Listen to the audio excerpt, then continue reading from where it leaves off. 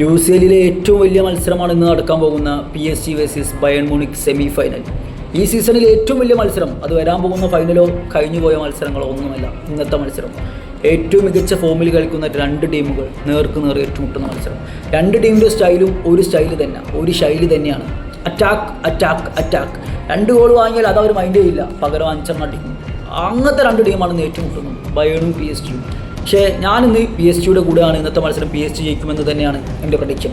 അത് ബയേൺ എൻ്റെ ടീമായ റയലിനെ പുറത്താക്കിയത് കൊണ്ടല്ല, PSG-യുടെ കളി ബയേണിനേക്കാളും മികച്ച കളിയായി തോന്നിയത് കൊണ്ടാണ്. കാരണം ബയേണിനെതിരെ റയലിന് കളിക്കാൻ പറ്റിയിട്ടുണ്ട്, ജയിക്കാൻ പറ്റില്ല. PSG-ക്കെതിരെ ലിവർപൂളിന് കളിക്കാനും പറ്റിയില്ല, ജയിക്കാനും പറ്റില്ല. അവർ കളി കണ്ടു നിൽക്കുകയായിരുന്നു. ആ രീതിയിലാക്കി PSG. അതായത് PSG ലിവർപൂളുള്ള മത്സരം PSG-യും ഒരു ചെറിയ ടീമും തമ്മിലുള്ള മത്സരം കാണുന്നത് പോലെയാണ് ഫീൽ ചെയ്തത്. ആ രീതിയിൽ ലിവർപൂളിനെ ചെറിയ ടീമാക്കി മാറ്റാൻ PSG-ക്ക് കഴിഞ്ഞു. അതാണ് PSG-യുടെ മിടുക്ക്. പറയുമ്പോൾ PSG-യുടെ ഡിഫൻസൊക്കെ ബ്രേക്ക് ചെയ്യാൻ പറ്റുന്നതാണ്, പക്ഷേ ലിവർപൂളിന് അതങ്ങനെ പറ്റിയില്ല. PSG-യുടെ ഡിഫൻസും സ്ട്രോങ് ആയിരുന്നു, അറ്റാക്കും സ്ട്രോങ് ആയിരുന്നു. ബയേണിൻ്റെ ഡിഫൻസ് പലപ്പോഴും വീഴുന്നത് നമ്മൾ കണ്ടു. അപ്പോൾ ഈ സ്ട്രോങ് ആയ PSG-യുടെ അറ്റാക്കിന് മുമ്പിൽ ബയേണിന് പിടിച്ച് നിൽക്കാൻ പറ്റില്ല. ബയേൺ ഗോളുകൾ അടിക്കാതിരിക്കും, അതിനേക്കാൾ കൂടുതൽ ഗോളുകൾ PSG അടിക്കുമെന്ന് തന്നെയാണ് എനിക്ക് പറയാനുള്ളത്.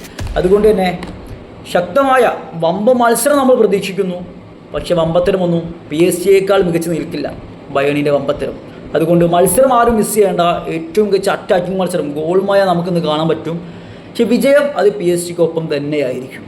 അതിപ്പോൾ ന്യൂ ഇയർ വിചാരിച്ചാലും അവരുടെ അറ്റാക്കേഴ്സ് ഒളീസൊക്കെ കഴിഞ്ഞാൽ ആര് വിചാരിച്ചാലും PSG-യുടെ തട്ട് താണ് തന്നെ ആയിരിക്കും. അത്രയും പീക്ക് ഫോമിലാണ് PSG കളിക്കുന്നത്, അത്രയും ഒത്തൊരുമയിലാണ് PSG കളിക്കുന്നത്.